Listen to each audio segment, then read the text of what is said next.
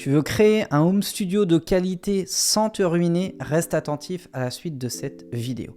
Alors déjà, un home studio, c'est quoi? Eh bien, c'est un studio à la maison.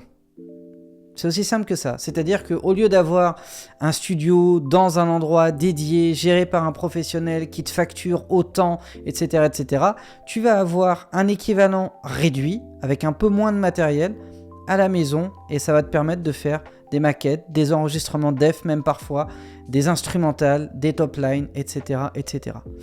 Alors pour faire un home studio de qualité à pas cher, il ne te faut pas grand chose en fait. Il te faut un bon ordinateur. Ça c'est le premier point et c'est peut-être ce qui va te coûter le plus cher. Ça peut être un PC ou un Mac. Je préfère les Mac parce que je trouve ça beaucoup plus stable.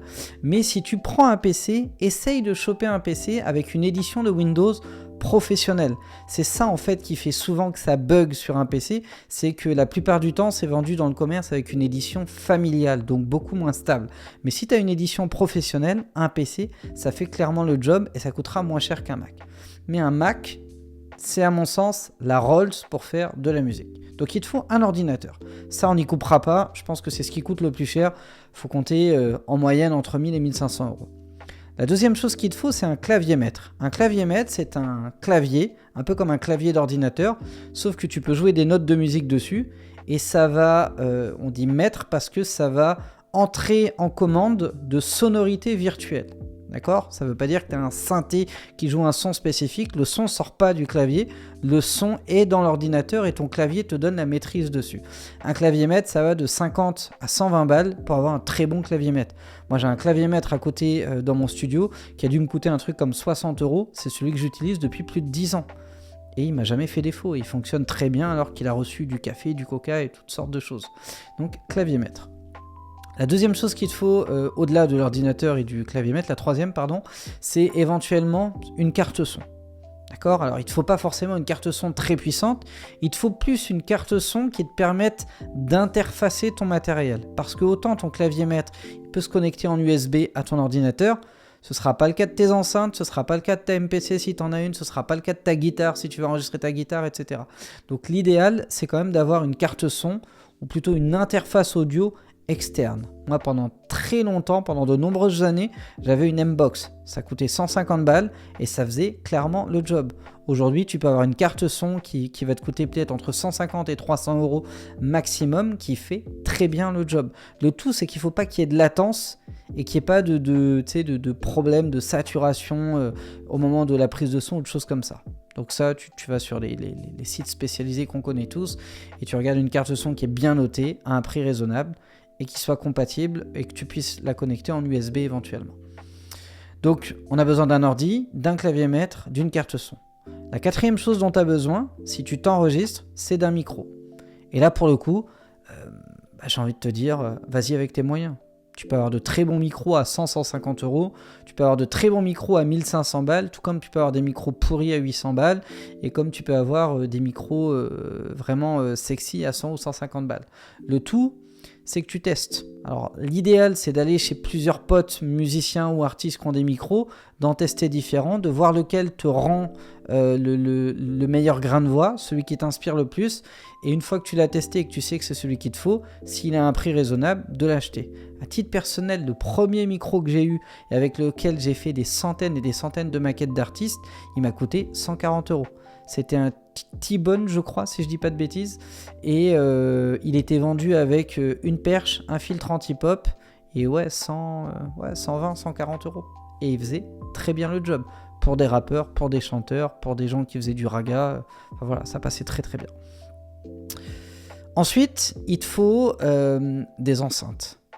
Pour une raison simple, c'est que même si tu peux bosser au casque, et il te faudra un casque aussi, ne serait-ce que pour les prises de voix, c'est mieux quand même de bosser avec des enceintes, pour la stéréo, pour la fatigue de tes oreilles, et puis pour le kiff, parce que c'est forcément plus sympa d'entendre le son quand il pète un peu autour de toi, quand tu es en train de le créer.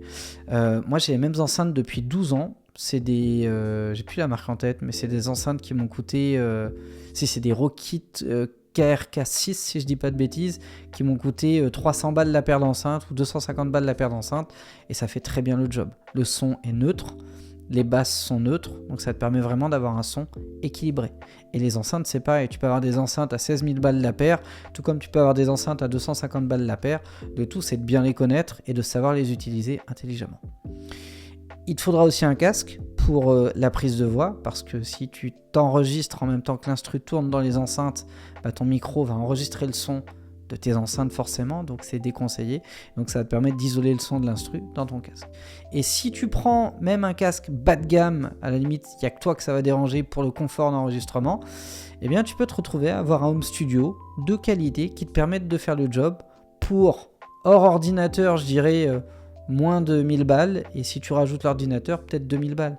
Ça veut dire que si tu bosses un été, 2 mois ou 3 mois, tu as largement de quoi acheter tout le matériel dont tu as besoin pour faire tes maquettes, pour produire tes sons, pour développer ton projet musical.